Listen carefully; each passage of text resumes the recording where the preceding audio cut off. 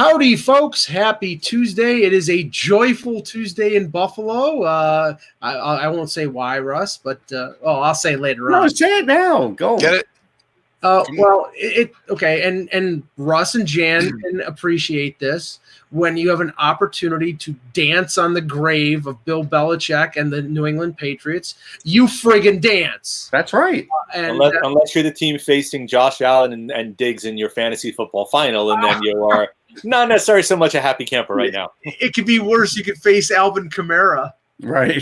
That is true. Although Belichick still had the GIF for the night with throwing the phone. So if for those who follow me on Twitter, and on get DM'd to death by Michael on 3 times last night, Mike. I was like, "We got it, Mike. We got it." But I told Russ this. I'm waiting for the other shoe to drop. It's in my Buffalo DNA. I'm waiting because last year they're up 16-0 against Houston, who was the worst playoff team in the playoffs last year. And what did they do? They gave it right back to them.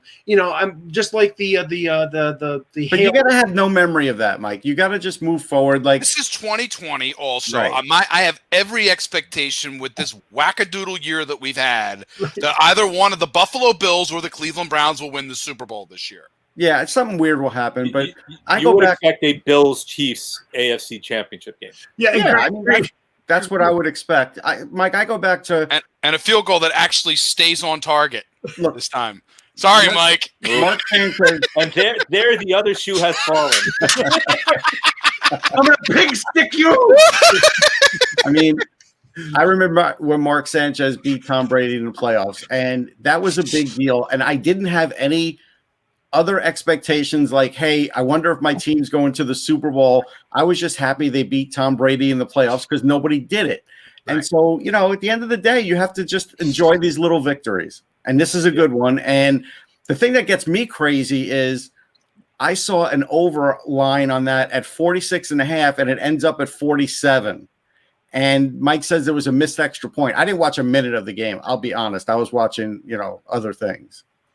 Right. No, it was Cam Newton ran in for a touchdown, and I turned the channel for a minute, came back, and it was 10-9. I'm like, oh man! And then the fake punt and everything. I mean, it was just everybody is just going bonkers, and that's why I'm like, okay, calm down, because at the end of the game, one of the Bills receivers got hurt, and I'm like, okay, everything was perfect, and now somebody gets injured. That type of.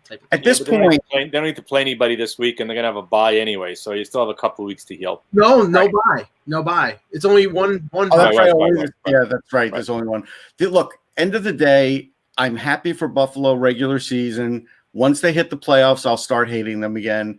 And so, right now I can feel good for Mike here. And I have to because, again, the team that I watch is a flaming trash pile of dog crap. Russ and I have no idea what that's like at all. I heard. I mean, it is nice to at least have had a Super Bowl win this century. So Anthony, I heard somebody refer to the Eagles' defensive backfield as the worst unit in professional football history. I mean, that's based on last week's performance, I can't exactly argue. They're giving up 500, Mike, they're giving up 500 total yards a game, so it's like it's hard to argue it. With Dallas squad that couldn't move the ball really at all, except going to their running back the week before. I will say this is the beauty of Eagles fans, and I say that with quotations. 2 weeks ago in this crap division, they were still hoping that somehow the division would fall in their lap. Now they want the 4th overall pick. It's like you're not that far different from the team 2 weeks ago to now. It's the same. Listen, we have to pivot to whatever sliver of hope that exists. Right. As long as Howie Roseman is running the football team, and I'm sure the talent evaluation has just been, Anthony, but as you said, you got a Super Bowl. So you know what? It's kind of hard. And the thing is, and I will say this, to my fellow Philadelphians, is the fact that for every one of you on February 3rd, 2018, who sat in front of your crosses and began to pray, or whatever you worship, and you began to pray and said, I will be willing to take Yes. A decade's worth of horrifying football for this one moment. Welcome to your Faustian bargain. And that's what I'm going to leave it as. Yeah. Look, we're going to go into the Blackhawks. It's the same thing. Look how many titles they won, and now all Blackhawks fans. But the Philadelphia, the expectation was, as Doug said, this is the new normal, which is like, if you're Philadelphia, it makes you wince, because if you really looked at that roster, you knew that this was a free agent acquired roster that was, and the evaluation hasn't all been that good. The big problem that Philly has had, and Laurie started with the gold standard, and you're right, and Peterson went with the new normal. How about you just say, hey, we're just going to try and, be the best team we can. No, we need to sell season tickets next year. Well, which hasn't been a problem for Philadelphia, but it may turn into it if the things start continuing to spiral. So and how typical would it be? First of all, the NFL is praying to God that Dallas wins the NFC East, because the potential first-round playoff matchup is Tampa Bay and Dallas. Not in Philadelphia, I can tell you that. Wrong city for that hope. But I was going to say, how perfect would it be that the Bills, for the first time in their history, win a Super Bowl and no fans? No, that's my whole point. It's like that would be the most Buffalo Billion Cleveland Brownian thing ever. Oh my God, Mike! I don't think you're returning the Lombardi Trophy if it happens. No. And good luck stopping fans in Buffalo from parading and marching. Pile driving each other through tables when they win. I know. Yes. Yeah, you can call out on fire. It'll be a wing fest all over the place if it happens. Yeah, listen, I come from Philadelphia, where all I hear about is snowballs and Santa Claus and batteries at JD Drew. So I am, Buffalo, I am going to come for your neck when it comes to winning a Super Bowl, and you act like morons. We act like morons as is. Exactly. Right. Hello, have worse weather. Hello, Hockey World. Today is Tuesday, December 29th, 2020. I'm Jan Levine. I'm Anthony Mingione. Russ Cohen from Sportsology. And I'm Michael Agello, and this is the Hockey Buzzcast here on HockeyBuzz.com. Okay, we'll start with some concerning news about, a future Hall of Famer. And it's tough to interpret what exactly is going on with Jonathan Toews, but it started to break this morning. And then the Chicago Blackhawks put out a statement from Toews and from Stan Bowman and from Pat Brisson, his agent. But I'll just read the first part of it here. I've been experiencing symptoms that have left me feeling drained and lethargic. I'm working with doctors so I can better understand my condition, Toews said. Until I get my health back to a place where I can perform at an elite level and help my team, I will not be joining the Blackhawks for training camp. I do not have a timetable for when I will join the team. I'm extremely disappointed, but it wouldn't be fair to myself or my teammates to attempt to play in my current condition. Now, this is the thing. We don't know whether Toews, before the summer and before the qualifying round in the playoffs, whether he contracted COVID, because there were rules in place for the return to play that anybody who had it was not going to be outed. There were a few instances where players were known to have had it, but it was before then. We don't know whether he had it, and after, we don't know whether he had it. So we know that there are certain situations where lethargy and feeling and your drained energy could be part of. It could affect your lungs. It could affect your heart. It could affect a lot of things. I saw it and I was just like, wow, this is really awful, because he is a great role model for the league. Like, he really is. And he has been since he's gotten in it. Like, just to give you an example, like I had to do an article for a Winnipeg magazine when he was a rookie, and I was able to get him to call me to do it. And he was already starting to get a big name, but he's from Winnipeg and he was happy to do it. You try and do that in the NFL or baseball, and I'm probably not getting that article completed.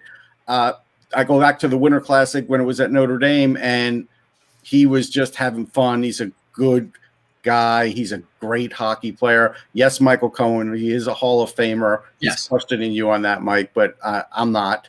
And again, you hate to see this happen to a guy like this, and you don't know what it is. So it's like, it's really I'm sure it's more baffling to him than it is to us. Yeah, three Stanley Cups, 2 gold medals. Kiss my ass. He's a Hall of Famer. He's a Hall of Famer. There's no question. I mean, 2020 has come in horrifically, and sure as heck is going out. I mean, you look at the last week. First, you had the unfortunate news with Kirby Dack, which obviously impacts the Blackhawks tremendously now. And anybody's talking about, well, they're getting cap relief. They weren't playing that way this year. They were building for the future, but them putting him on LTIR doesn't really do them a lot of good based upon where they are this year. Then obviously the news of Henrik Lundqvist, and now just on top of that is Jonathan Toews to basically close out 2020. And you talk about an organization that took a massive 1-2 punch to lose potentially their top 2 centers all within a 4 or 5 day span, completely out of the blue. It's a massive blow that I don't know. Look, I don't know. I mean, Dylan Strome as your number 1 center is not necessarily the way you drew it up. And he's not signed yet. Right. This reads as, again, when you have this situation, when your top 2 centers are out, you're looking Chicago, if they were looking at the potential for, even if it's a semi-rebuild, now you almost look at it as this is a tank year, Anthony. This now turns into a tank year, and it's going to be rough for Patrick Kane.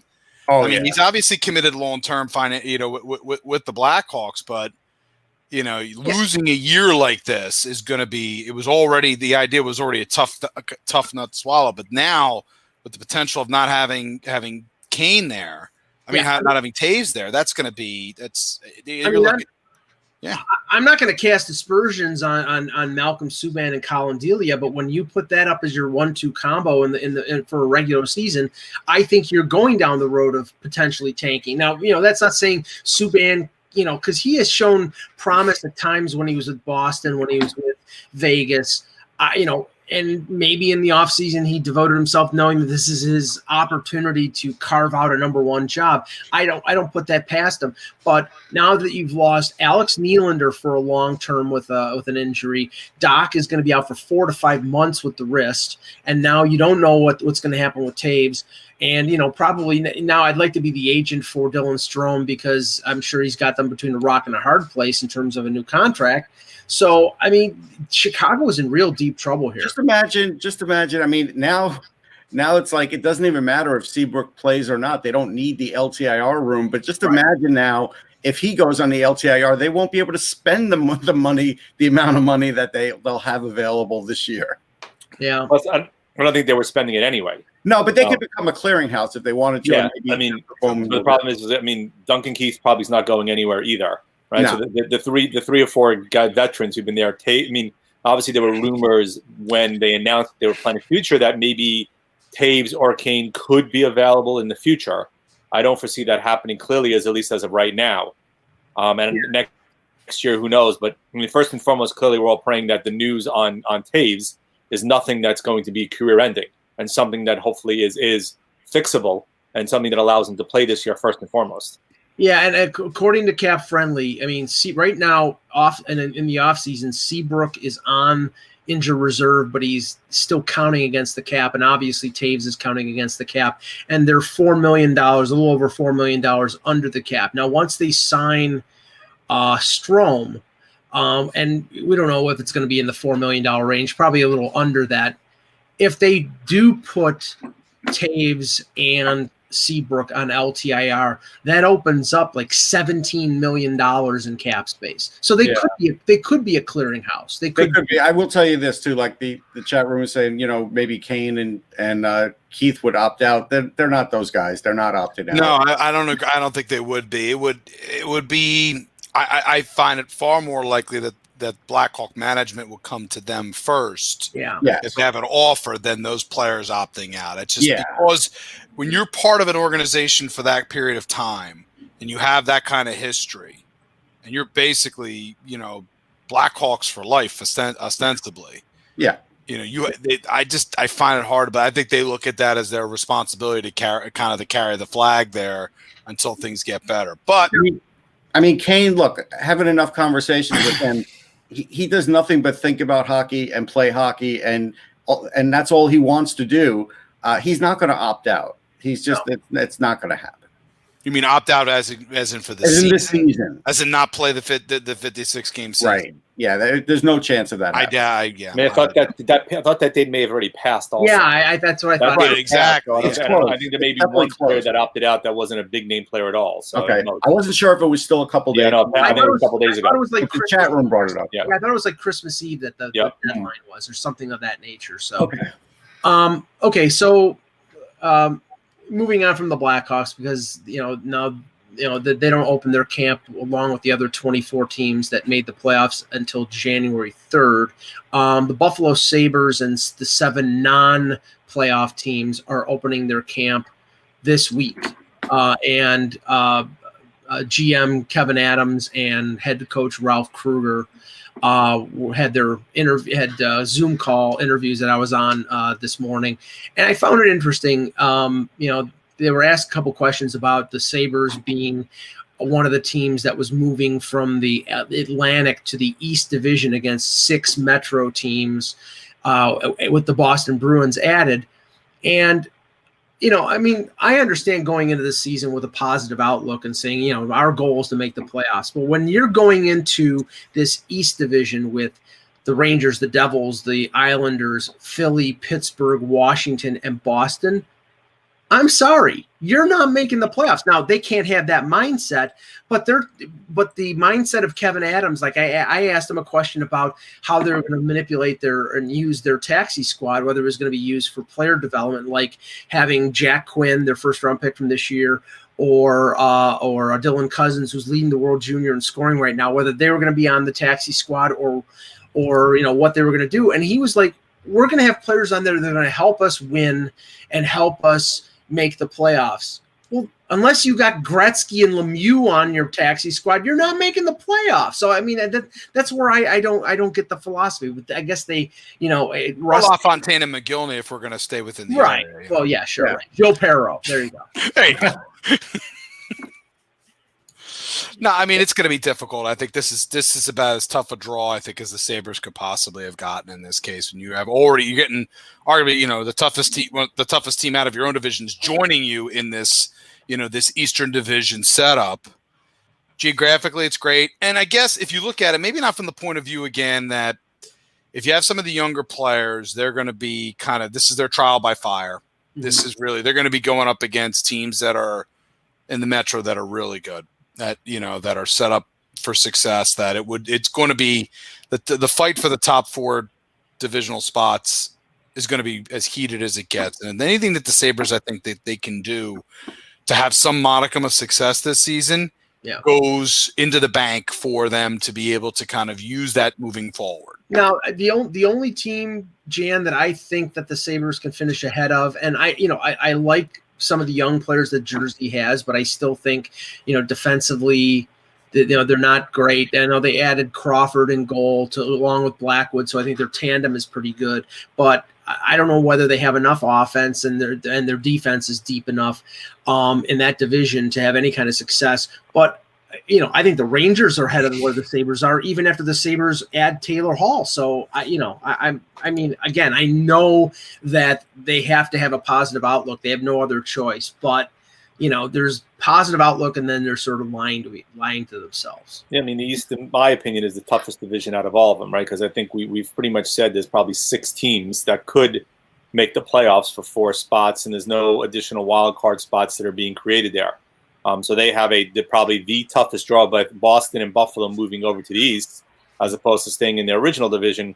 Buffalo is the one that kind of, I would say, you quote unquote get shafted the most. Yes. Because they have the biggest hill to try to climb to be able to make it. Boston, you'd expect, even though you're going to have Pasternak miss some time initially, and you're probably going to have Marchand miss some time initially, they have enough with their lineup overall in between the pipes that they should be able to withstand the loss of those two even for a short span of time. Buffalo, despite the addition of Hall, and you'd expect maybe some improvement in net with Ullmark being the number 1 as opposed to Hutton. Right. You would think, and some growth maybe out of Dahlin and some out of Ristolainen and what we saw last year. They'll be a better squad, but still, with 6 other teams to have to fight against, they're going to have an awfully difficult time to try to earn one of those 4 spots. Yeah, I mean, the only teams I could see them being ahead of is, like you said, New Jersey and maybe Pittsburgh. I mean, those are the 2 teams that I look at and say you're anticipating a you're anticipating a massive drop for the Penguins. And that's the only way, right? But it could happen. Like, right. I'm not saying it's going to happen, but it could happen. If say Tristan Jarry gets hurt, yeah, anything really can have no happen with this plan. season. But the thing about Buffalo is, again, this is the same situation as Josh Harris with his 2 teams, and now Pagula with his 2 teams. He's got one going great and one isn't going great, but he's trying to get them to get to the level of the other one. So this is a hard job for Kevin Adams, because now he's got to paint a rosy picture. They just put Taylor Hall in there for a year, and this owner doesn't want to hear that the division switch is going to kill them. But honestly, we would not hear this anyway from a general manager, realistically, unless a team was the moves that they've made, especially when you're going, as you said, going after a Hall. Right. It's going to be painted that way, just Well, logically. I wonder, because all the moves that they made before, the beginning of free agency, they traded for Stahl, they made significant moves, but I wonder whether they would have signed Taylor Hall to that 1 year, $8 million contract, if they realized that there were not going to be any fans in the stands starting when the season starts in January. At that point in early October, I think they thought there was a chance there would be revenue derived from fans in the stands. And in Buffalo, I know. I think they still would have done it, Mike, because there's always the hope you'll make the playoffs. And if you do get fans in the stands in the playoffs, if you have Taylor Hall, you'll get more people than if you don't have Taylor Hall. And I think when you have Taylor Hall coming to your team and saying, I'd like to play for you, it's a really bad look if you turn him away. Yeah, and he wanted to play with Ralph Kruger, who was his coach with Edmonton. So imagine if they said, you know what, Taylor, we like you, but we just don't want to pay you. Yeah. What would the Sabres fans say then? True. Now, going to some signings and some PTOs, start with the draft picks from this year, Russ. Stützle signs his entry-level deal with Ottawa. Seth Jarvis signs his entry-level deal with Carolina. More than likely, Seth Jarvis is not making the Hurricanes because they're really deep at forward. But it sounds like Stützle is going to play with Ottawa, or at least get an opportunity to play with Ottawa. And based on the way he's playing at the World Junior right now, where I guess he played over 30 minutes in the game against Slovakia, he looks like he could be he could be with them to start the season. Yeah, I remember, and we have to remember he's still rehabbing because he's not even the team's top scorer. Elias is, and even Paterka is not the team's top scorer, but he's playing well, and I think you'll see him play on the wing. I don't think they would dare put him at center right now. Right. They have Derek Stepan. I think you should put him on a line with Derek Stepan so he could learn how to be a center, and Stepan could sort of tutor him on the ice. I think it'll be fun for the kid. This was another thing where if for some reason Stützle wasn't at the World Juniors, then I don't know if Ottawa would have signed him immediately as like they did. I think Eugene Melnyk wanted to see this guy play a little more, and he saw him against tough competition, especially coming off an injury, and then said, you know what, get him signed now. And this is what the World Juniors is all about. You could talk about how it's terrible to see, Germany get killed in games, although they won yesterday when they had their goalie. See what a difference a goalie can make, and more players. But the idea is, you look at it and you say, this probably got him the contract sooner than having to wait until after the tournament, and that's a positive. And it's gonna happen for more players too. Yeah, I mean. It was funny because Ralph Kruger mentioned today about the players like Quinn and Cousins, giving them 6 games to see where they are and then adjusting accordingly. I mean, I think Stützle, if he plays, he's going to play more than 6 games, and if they don't want to burn the first year of ELC, he probably ends up on the taxi squad. The interesting thing that Kruger said, and this is where, again, I'm a little just going back to Buffalo here for a second, that, if they find that Quinn and Cousins aren't ready, that they would have to potentially find a home for them someplace else. Where they're not going back to we're assuming the CHL is not going to play this year because they're 19 or younger. They can't play in the American Hockey League unless they change the rules. So what are you going to find them a home in the Swiss League or North American Hockey League? Like Mike, there are going to be some teams that say, hey, these are only 6 spots. Now maybe we will put our best prospect on there. Mm-hmm. So now it's down to 5 because who knows if they want to play that best prospect and burn their ELC. Right. So you burn that year. So that's, I think you're going to see some guys that will get some games and then be off the taxi squad and be off to play wherever they may be able to play. Right. And I think while that seems weird, my teams want to win. Yeah. And, like you said, Seth Jarvis, is he going to be on this taxi squad? Carolina's too close to winning. I don't think they would do it. So, I think they will have to find spots for these guys to play. And I do think there's going to be, guys drafted 3rd, 4th, 5th, 6th rounds last couple of years that won't be playing this year. Well, I mean, Anthony, then Jan, this is a big quandary for these organizations in terms of their developmental plans. If first round picks can't play, if the CHL doesn't resume, if they're too young to play in the American Hockey League, if the American Hockey League doesn't play, there are 9 NHL teams that don't even have ECHL affiliates, so they can't, like Buffalo couldn't send. Philadelphia's one of them. They don't have. Obviously, right now, Reading is not going to be playing this year. Right. So I mean, for teams like Philadelphia and Buffalo and Toronto, they don't have an AHL team. They don't have an ECHL team. They've sent some of their. I know Toronto has sent a couple of their ECHL guys to other ECHL teams. There are going to be no spots available for these guys when February comes around. So I don't know. It's why, Mike, you have to wonder. So if these leagues do not end up playing, you wonder as to whether or not some of the teams petition the league to try to create a mini tournament. I think what's kind of training camp for these guys where they can get continuous work to improve their skills, or worse, be able to work out and do everything else, but try to find a way for squads to be able to play each other, which was one, before everything came out, that was one of the original rumors, right? We talked about having almost like junior teams play in advance of the quote-unquote senior league games in a way to give them an opportunity to have some form of competition, which went by the way of the wayside. But if a lot more teams opt out and the AHL has more difficulties, and with the ECHL playing, that would be a way for kind of the leagues to figure a way to get these guys some action rather than sitting them lay fallow for another full year. We might see the plethora also, if they do play, of dual affiliations becoming the norm rather than the exception in the AHL this season. But then again, you're still limiting the number of spots because you're basically set up with 2 teams trying to share a single roster. It's going to be extremely difficult. They create taxi squads for those teams, for those players who aren't playing, when those coaches have to make that judgment call. So again, I'm going to say probably not, because then you have to pay more players, right? Precisely. Yeah, but I mean, these players, like for example, I can just imagine that the one of the spare rinks at the Ford Performance Center is going to be occupied by a bunch of Marlies and Newfoundland Growlers and all the players that are not on the taxi squad. If that's allowable, I mean, I don't know if that's going to be allowable by the NHL based on the return to play situation. It might not be allowable, and if they're if they're not getting paid, they might be doing it at their own risk too. Right, insurance wise, but in terms of furthering their career or keeping, their development going, working with coaches. I mean, that's in the long term, that's to their benefit. So. I mean, as a good example, I would think that a lot of European players who were slated to play in the AHL, if they get a hint that league's not going to happen, right, they're looking for jobs quick because there's no import rule for them, and they could probably find jobs a lot quicker. There's not as many of them either, obviously, but still. I mean, ideally, and I'm focusing on the goaltenders because I just wrote something about this.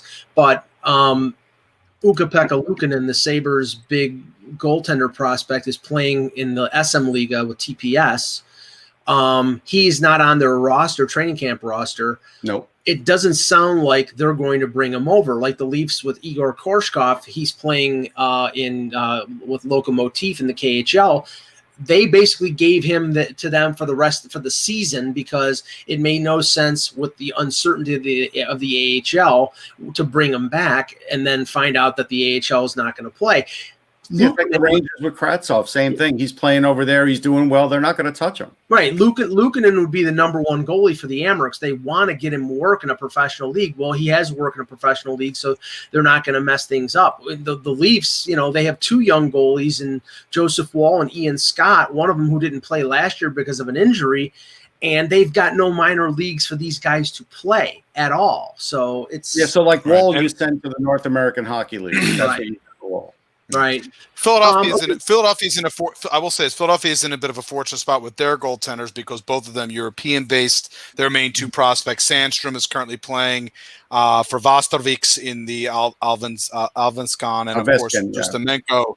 Yeah, and of course you have Kirill Ustimenko playing over in Belarus with HK Gomel. So Flyers kind of can keep those if they want to. They could potentially keep those prospects playing over there because again, the two Euro prospects already have their landing spots. They will, and they've got Lyon signed, so they are in good shape. Lyon is their taxi goalie. He's their number 3, right. So Philly's okay in that regard. Yeah, they're smart that way. Well, let's talk about some signings here. I'm pretty sure we mentioned the Corey Perry signing at the end of the show yesterday, but I wanted to go a little further on that because, just because of the sort of the debate we're having and the debate that, of course, has come up with, fans in Leafland and Habs fans going at each other, tong and nail. Who's got the better gritty player in their lineup now? Better money. Let's go. Can we argue about something more interesting? I mean, this is the thing, and I wrote this in my piece for Hockey Buzz. The Leafs and the Habs were both after Wayne Simmons. It had been rumored that Simmons was going to stay in Toronto, was going to sign with Toronto. He's from the Toronto area. He just bought a house in the Toronto area. He's got a young family. He wanted to sign with the Leafs, but it wouldn't behoove him to say, I'm going to the Leafs and cost himself a little extra scratch. So, he kept the Habs in the loop, and then he ended up getting a little extra money out of the Leafs, which, God bless him. And if that, that's the way you work things. $1.5 million is not going to break a bank. It's $800,000 over the veteran minimum. So it's not going to kill a team. Now the Habs signed Corey Perry, who was apparently the backup plan, the plan B for Toronto. Well, okay, let's just extrapolate off of this. If Simmons signed with the Habs, probably would have been for the same amount that the Leafs signed him for, which is $1.5 million. If then the Leafs go to their plan B in October, it's Corey Perry. Do you think Corey Perry is signing with Toronto for $750,000? Not a friggin' chance. No, I don't think so. I don't think that was ever going to be an issue. But still, if you ask me who I think the better player is right now, it's Corey Perry. But I don't think the Leafs had a chance at him. Right. Well, I mean, so the reports is that Corey Perry wanted to go to Toronto, but that could simply be we don't know that using the Toronto media market to drum up some heat. We don't know that. I mean, the only reason I say Perry is better because he's still able to score goals, where clearly Simmons is really having struggles with that. Everything else is pretty equal. But Perry is a little bit more effective that way. It helps, I think, as well, depending. But, a deep postseason run certainly helps Corey Perry. Yes. He was a productive player. He had a terrible regular season. Well, he was terrible regular season, 5 goals during the season, not particularly good. So at that point, going into the postseason, you would have said that the signing of Perry was a bust. Yeah, right. And in reality, once we got into the postseason, he turned out to be one of the more valuable players that they had in helping their postseason run. So Simmons again, in terms of where he landed, how he's bounced around a little bit, the optics again look a bit different on Simmons. And we all discussed earlier about the fact that Wayne's usage and how he was used as a player. Throughout his time in Philadelphia, he was a power winger. He took a lot of punishment in front. Not to say Perry doesn't either, but Simmons was more of your classic, willing to camp out in front of the net, move to the right post, take the punishment, and do it consistently as well. And that kind of hard usage has, again, we all had concerns over time as to how when he gets into his 30s, how he couldn't continue to play in that role unless you use it much more sparingly. And maybe the fact that he's been off since March, and he supposedly has said he's been able to get completely healthy after all, now being it's a 10-month layoff, will help him. He'll never be a speedy player. He never was a speedy player, but as long as he can keep up with the pace. His pace was okay during his time in Philadelphia. He was solid. He had solid pace. He was faster than you thought. But now, now it's really it's not there anymore for sure. All I can say is in the province of Quebec, they better stack up on cheese, because now you've got two of the preeminent rats in the NHL in Brendan Gallagher and Corey Perry. Can't help yourself, can you? No. I mean, am I lying? This is also the style of play that Montreal wants. This is the way that they're going. We saw it against Pittsburgh. We saw it against Philadelphia in the quarterfinals in the bubble. And the Leafs have only hired the cleanest of players over exactly. the years. But Russ, this is an eminently hateable team. Gallagher, Perry. Yeah, I don't disagree. Josh Anderson, Shea Webb. I mean, and low key, honestly, I'm going to say low key as well. Yes, Barry Kotkaniemi as well. Yeah, sure. He was a pretty little pain in the rear end, I think, in that first round series. Yeah. No, but I mean, that's all fine. I mean, at the end of the day, we'll see how this works out. I still wonder what Simmons will really do for the Leafs. And look, and Perry may be invisible for half the year again. He very well could be, but it won't hurt Montreal if he is. I think Simmons is probably third line right wing. Ooh, I don't know. Third line, you can't do third or fourth line right wing, depends on how they deploy their line. It depends on how the deployment here, Russ, in terms of, again, I would look more or less at lines versus minutes used. Yeah. I don't want him on the ice more than 12 minutes. Honestly. I think that's about the you might throw him out there potentially on second power play unit just to have, again, to have him be the guy willing to get in front of the net to be able to deflect plays home. Remember, the Leafs are going to want to mix in guys like Barabanov, where they brought over from the KHL. They're not going to be able to say, okay, you're going to be on the taxi squad. If that's the case, he's going to go back to the KHL. Right. That's true. They're going to give him an opportunity. They're going to give Nick Robertson an opportunity. VC's going to get an opportunity. They're going to spread it around. And with guys who are in their late 30s or early 40s, like Thornton and Spezza, they're going to want to probably limit their ice time and limit their games. So. I mean, look, it could all work great for the Leafs, or they could look very old. Yes. At the beginning. I mean, there is that risk. Yeah, a couple other signings. Get your input on these. The Andreas Athanasiou dilemma is now over with. He signs a 1-year deal. Yes, I know. Everybody was worried about where's AA going to end up.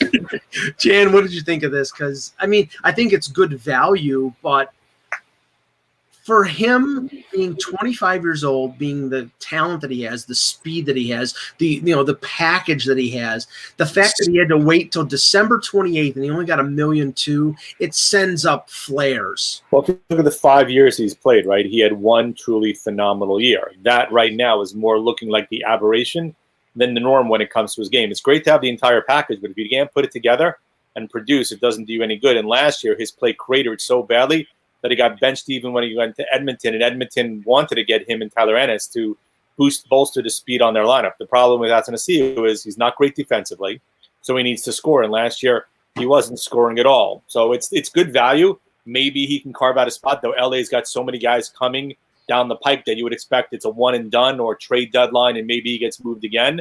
If he produces well, maybe he lands somewhere where he can parlay it into longer than a 1-year deal. But it's a pretty good indication just in terms of how his value has dropped based upon what he performed last year. Yeah, I mean, in Detroit, you can understand because that team was a tire fire, but he went to Edmonton and couldn't find a way to stick in the lineup at all. No, it's true. I mean, here they might look to trade him at some point right at the deadline. If he does well. If he doesn't do well, then it's not that big of a deal for them.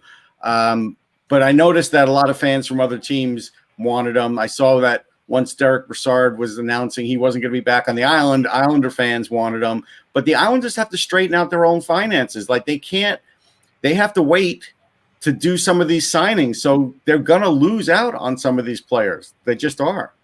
Yeah, I mean, Martin, Green, and Schneider all still potentially supposedly signed. Yet they haven't inked the contract yet, and obviously Barzal is the big one that's looming out there. And I'm going to say this now with regards to Athanasiou is that, for Islander fans who were getting up in arms about them not going after him after losing Brassard, have you guys actually watched Athanasiou play? He's your classic, I think we've heard this description before, but he's your classic fly route player who can do one thing, who's got he's got great speed, he's got phenomenal speed. Yep. But he's literally at one end of the ice. Forget about him coming back. He doesn't do it. He doesn't bite back at all. And you have to have like two superior level players, two-way players, to make his, to make his gift worth it. In my mind, yeah, I was a big fan. He's borderline at this point now. To me, he's like He's borderline Jordan Wheel at this point. Guy's kind of clinging on, trying to stay into the league, and it's not much time it's left for him.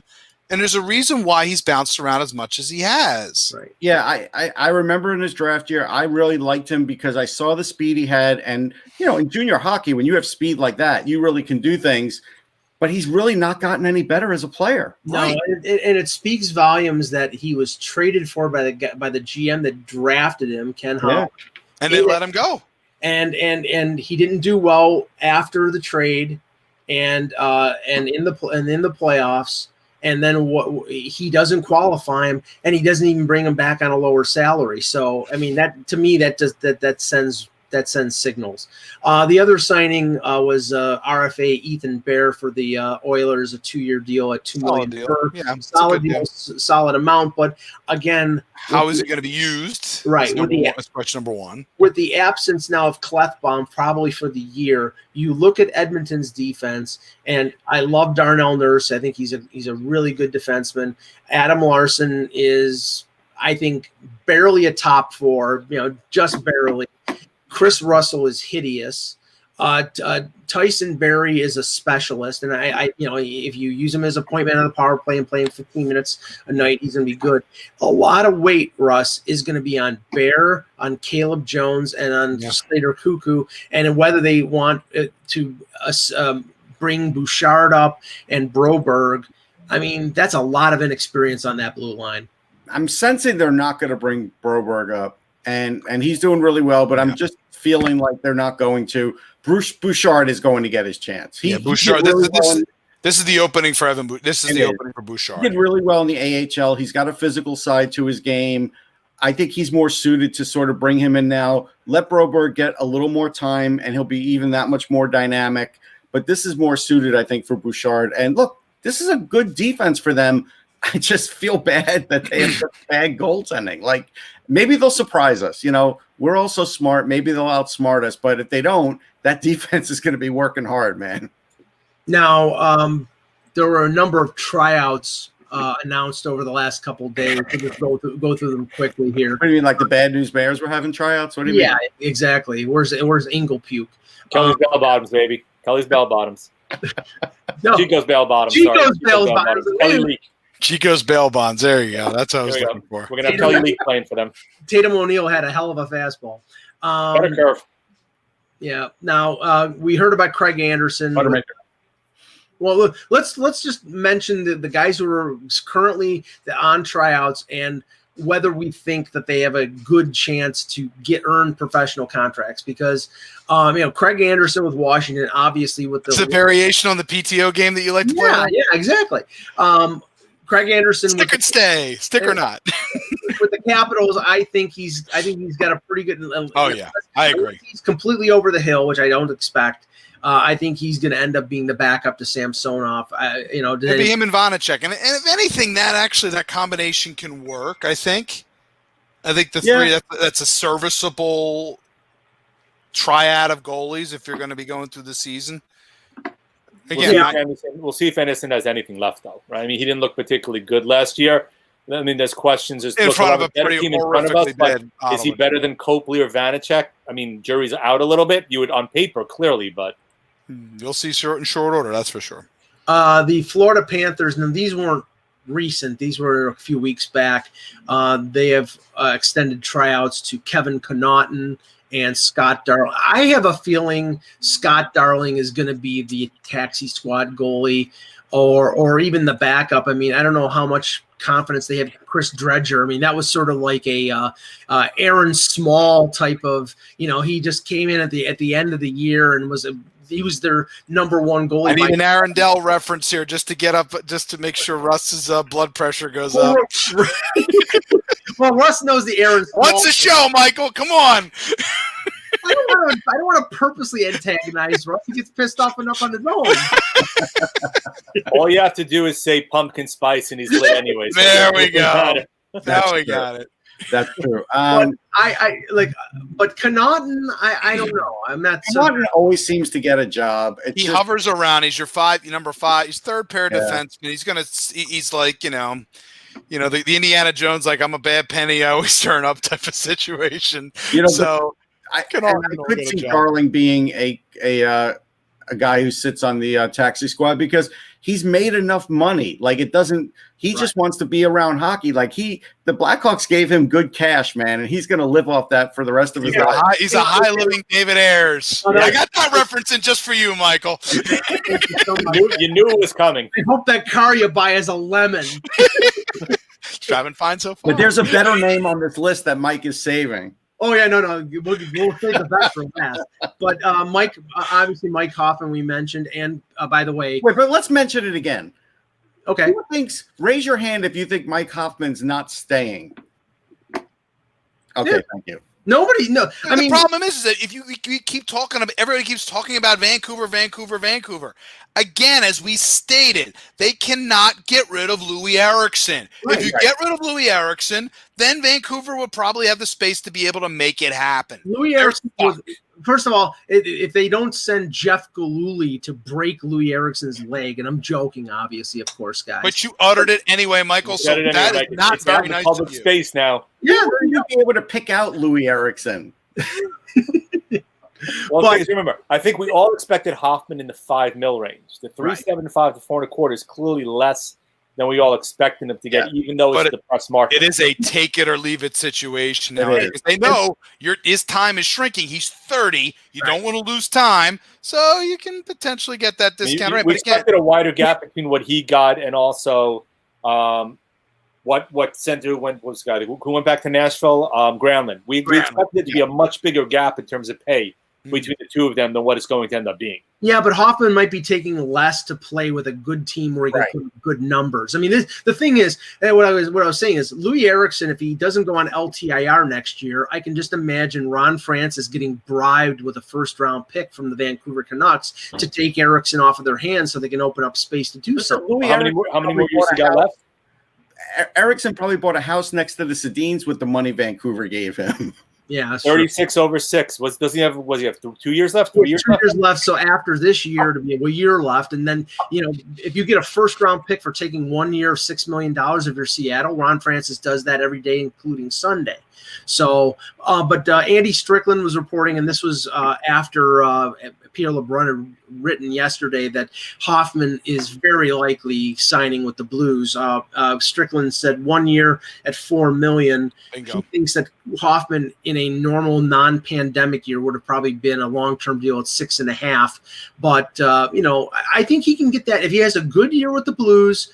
I think he'll get a 3-4 year deal. Yeah, 3 or 4 years. Some team will go in on. Yes. Now, other names signed to PTOs. Michael Del Zotto, which I just thought was funny, Jan, because Michael Del Zotto, the former Rangers first-round pick. I don't remember him and Tortorella having a great relationship.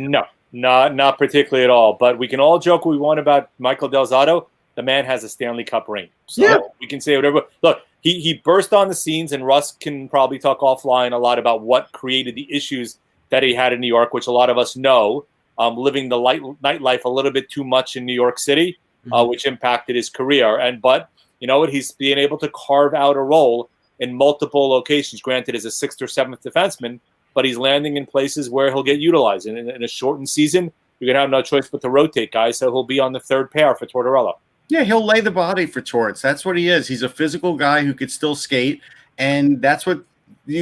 That's at this point. That's what Del Zotto is. The unfortunate part, before all the other stuff that Jan was sort of alluding to, was it drove me crazy that the Rangers were like, "Look, he's the next Brian Leetch," and they said it in studio on MSG, and it was just ridiculous. And I just that was never going to happen. It was right up there with the Sam Moran as the next Chris Pronger. Yes, just these tags always. I love Sam. Sam's a great kid. We all love Sam. And we all love him. He's working really hard and everything else. But that was something you did not need on that young player. Right. Why do you do it to these poor kids? It's like going out and saying Rasmus Sandin is going to be the next Boreas Salming. Well, other than the fact that he's not even in the same, Boreas Salming is a Hall of Famer. The only thing they have in common is they're Swedish. I mean, come on, don't do it to these kids. I kind of wonder if Torts is going to give a playlist to Del Zotto, from when he's spinning records at practice. Okay. What would the John Tortorella playlist be like? Sinatra? I think Sinatra's on there. I don't know. Tony I Bennett. think he would surprise Tony you. Bennett. Yeah, I would think he would probably surprise us with what he's into. I bet you he's big into Billy Joel. Yeah, he seems like better yet, he's probably huge into Springsteen. Oh no, I think he's more of a Billy Joel guy. Billy Joel seems more his Anthony. I like Torts too much to besmirch his reputation to say that he likes Springsteen. So I went Billy Joel first. Mike, you can imagine what my hands are doing below the screen right now. I can see if Torts. Read the one in the middle, both of them. You know, I could see if Torts had a chance to pick the music. He could pick like "Boys Are Back in Town." I could see him doing that. Yeah, a little Thin Lizzy. There you go. We can have Larry Brooks ask him the next press conference. How's that? John, what's on your playlist on Spotify? I wonder if Larry. What the hell is Spotify, Larry? Here's a thought. I wonder if Larry did pop on Zoom, how that would go with John. Would there still be tension even on a Zoom call? No, we know what Torts' favorite song is. It's "Who Let the Dogs Out." Okay, now Arizona with a PTO for former Blue, former Leaf, Jordan Smoltz. This will be typical. This will be typical of Arizona. I mean, I don't know whether Jordan Schmaltz is an NHL or he was given an opportunity last year. He could skate. That's his big thing. He could skate. And he's a right-handed shot. So right. maybe, So again, he's basically Andreas Athanasiou. Go ahead. Yeah. No, I mean, he can skate. How much else? He's practice squad, or he's a taxi squad material, and somebody who you're convinced can get through waivers. So a quick question? They did not make Brassard to Arizona official yet, right? It's not official. And it was reported, but not official yet. Right. It's not a PTO. It's going to be a contract. Right. Riley Sheehan was announced today with the Sabres, going along with what they were describing as their battle plan. I think Sheehan probably makes their 23-man roster, and if not, maybe he clears waivers and is on the taxi squad. But at 28 years old, with the downturn in his career, I think he still can be a fourth liner. I just don't know whether he has the speed. Well, they need centers on that team, right? He can play fourth line center. That's his thing. Yeah, I mean, I don't know who it would be, because they have Cody Eakin, they have Tobias Reeder, they have Rasmus Asplund, who can. None of them are good on faceoffs, though. Right. Sheehan can win faceoffs. Right, and maybe penalty kill. So yeah. Edmonton invited Devon Shore and Ryan Stanton. I was asked about Devon Shore. Devon Shore is one of those guys that, yes, he has a little speed, he has a little grit, he's got a little bit of everything and not enough of everything, but he could fill some spots. Yeah. And last but not least, the Calgary Flames invited former Leaf, former Vegas Golden Knight Garrett Sparks on a PTO. What's your thoughts on this, Mike? And all I can say is I pray to God that he gets into the lineup against the Leafs for Calgary, because Garrett Sparks is not an NHL goaltender. Okay, so what's the odds on the game? Let's set the line. If it's Garrett Sparks against Aaron Dell in an NHL game, Leafs -2.5. I don't know about that, Mike. No, I'm going to say Russ Cohen and Michael Bogello blood pressure levels. That's the over/under I want.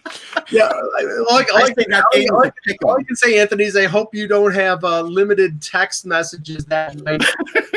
Thankfully, no, but there's a good old mute button here, Michael, so I can always hit that. Trust me, I've muted this group stream a few times. Yeah, see, like Randy in the chat room put 10-9 Leafs. That's possible. Oh my God. Okay, and finally, news coming out of Winnipeg, and since we spoke with Pete yesterday about the situation with Paul Maurice and the Winnipeg Jets.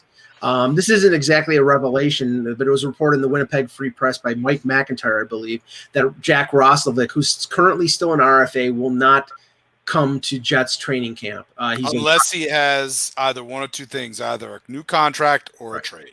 Right. Now, the funny thing is he's represented by Claude Lemieux, who's the father of Brendan Lemieux, who, got traded out of Winnipeg, probably because he didn't work well with Paul Maurice. I mean, think about this. How many messages do you want to hear left by Claude Lemieux on your answering machine? Seriously. Chris Draper, none. Ron Hextall, definitely none. I mean, he's going to be cursing. But I mean, Russ. I mean, I think it's fair to say Roslovic is underwhelmed. I mean, in Winnipeg, I think he has. I also think it's about the role. I think he was rushed a bit because they got a little bit excited. If you go look at his career, he didn't spend a lot of time in his development years in college, in juniors, in anything. He got a quick rise to the NHL, and that's where he started to stumble a little bit. There's definitely talent there, but again, they're strong down the middle. So he's, it's not a great fit for him. It's not. And I think that he has realized it. His agent has realized it. And that's why they said, hey, if you want to pay us to stay here and play a role, fine. But you're going to have to do that before we even, have any interest. Teams would be interested in him. That's for sure. I mean, he's 23 years old. Yeah. His best year was last year with 12 goals and 29 points in 71 games. So, I thought he would be more dynamic offensively than that.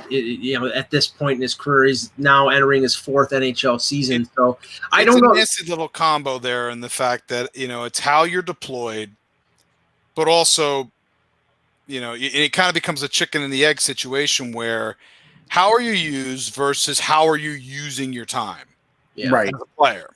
I mean, and that's the big question here, is that Maurice doesn't doesn't quite trust him enough at this point of his career, versus Roslovic also looking at and saying, am I going to be stuck behind multiple centers here for the early part of my career, where if I'm going to build any kind of reputation to garner a good contract, it's not going to happen here in Winnipeg. Well, I mean, Roslovic scores goals, but look at the time. Miami University, 36 games. Fine, that's one season. Manitoba, he plays 65 games, so it's essentially a season. And then after 32 more, he's already a Jet. And then he stays a Jet. And, he's getting 5 goals, 9 goals, 12 goals. But, he's based on where he's playing on that team with no power play. He's got to do everything. Basically, he's got to do everything at even strength. And he is still a young player. And I think he could be better utilized. But again, this is not a shot at the Jets, because if you're loaded in that spot, you're loaded in that spot. Right. Now Shifley and Stastny's back again. So now he's shunted back once again. And that's the third line center, which is going to be his role at least for a year. So he's gone, but you still got to figure out what's going to do a little. So he's behind Shifley, he's behind Stastny, he's behind Lowry. So he's relegated being a 4th line center. And then I think he'll be the 3rd line. I think he's above Lowry, though. I think Lowry. He might be above Lowry, but they love Lowry's toughness and his face-off ability, I believe, up the middle. So he probably gets relegated to the wing. And if he wants to be a center in the league, being on the wing in your 4th year in the NHL isn't exactly. No, that's not. I mean, he probably wants to be a center. That's my guess. Yeah, but exactly. Now, the indication is it looks like this is going to be a staring contest, because the Jets are basically going to wait Roslovic out and say, okay, well, if you don't want to sign our contract, fine, we'll eventually trade you if we get good value for it. But the thing is that based on what he's done in 3 years, I don't know what kind of value they're going to get. I mean, look, I think if we learned anything, when does Chevy make a quick trade? Never. And Randy in the chat is like, why would Calgary, after losing Gustafson, after losing Brody, and after losing Hamonic, why would they trade Hanifin for Roslovic? They wouldn't. They wouldn't. Yeah. But again, Chevy doesn't do anything quick. So I think this was a bad move by Lemieux and Roslovic by that camp, because I think they're going to see the days tick off on the calendar, and it wouldn't shock me if Roslovic misses a large chunk of camp but gets in there before the season starts, just under the wire. Just to finish off the show, Russ, any thing in the World Junior that has really piqued your interest? Yeah. So earlier, I felt like Bobby Brink was sort of being misused, even though he was on the 3rd line.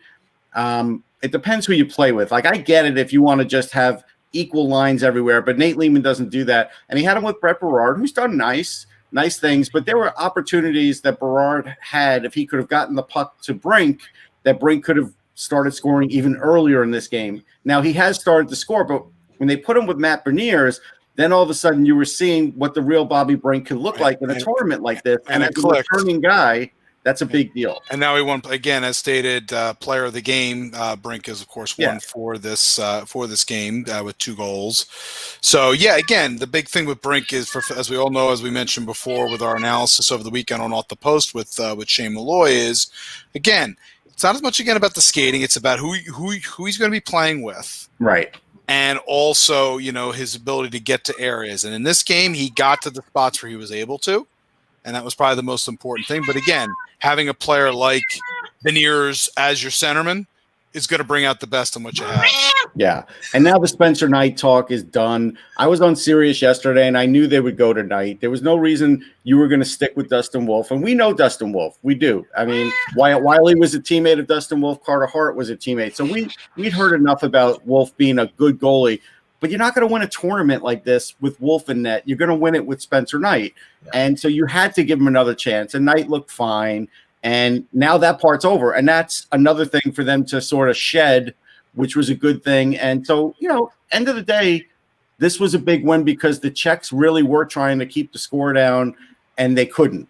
And that's a good sign for the U.S. So good game for them. Yeah, and Aliev got off the schneid a little bit today. And Trevor Zegras just continues to probably be the best player in the tournament. He's the best player. Yeah, I mean, Brink may have been player of the game, but I think we're all the best player by far in this tournament has been Trevor. Yeah, LA's got to be thrilled at what they're seeing. Yeah, the interesting thing is that many thought Turcotte, and he still might be better all around, but Zegras has in this last year had taken a step beyond Turcotte, and that's why I thought he would be the number 1 center, but they decided to put him on left wing, and that's fine. We'll see how that works out long term in the tournament, but Zegras, he's deadly. Yeah, and just I think so too. Well, Anna's pissed off when Anna's like, Bobby Brink, feed me the puck or feed me some food. Anna's pissed off because she just looked at the NBC schedule for the season and discovered that there are only going to be 3 Canadian teams: Edmonton, Montreal, and Toronto on NBC or NBCSN the entire season. Yeah, that was the Wednesday night schedule only they posted so far. Okay, yeah, but only the Wednesday night schedule. I think they also posted the Sunday night schedule as well. Yeah, I only thought it was Wednesday, maybe. Yeah. Yes, opening night, the first game's at 5:30, so that should be interesting. Wednesday night, it's rivalry night, and nothing says rivalry like Edmonton versus Toronto and St. Louis versus Colorado. Nothing. Well, St. Louis, Colorado's decent. Yeah. Okay. All right. Great show, guys. We'll be back tomorrow with another edition of the Hockey Buzzcast. For the departed Anna, for Jan Levine, for Anthony Mangione, and for Russ Cohen, I'm Michael Agello. Thank you for watching. And remember,